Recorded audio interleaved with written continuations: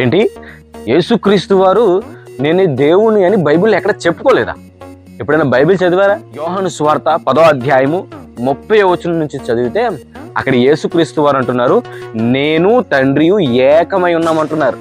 సమానమని చెప్పట్లే, ఒక్కటే అని చెబుతూ ఉన్నారు. అక్కడ యూద ధర్మశాస్త్రం ప్రకారం ఎవరైనా నేనే దేవుణ్ణి అని చెప్పుకుంటే వాణ్ణి రాళ్లతో కొట్టాలి.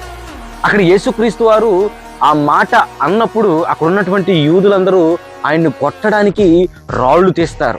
అప్పుడు యేసుక్రీస్తు వారు అంటున్నారు, నేను మంచి కార్యము చేసినందుకు కొడుతున్నారా, దేని కొరకు కొడుతున్నారా అని అడుగుతున్నప్పుడు, నువ్వు నేను దేవుని అని చెప్పుకున్నావు కదా, అందుకు కొట్టడానికి మేము రాళ్ళు తీసామని చెబుతున్నారు. అక్కడ యూదుల మాటల ప్రకారం యేసుక్రీస్తు వారు ఏమన్నట్టు, నేను దేవుణ్ణి అని యేసుక్రీస్తు వారు అక్కడ చెప్పారు.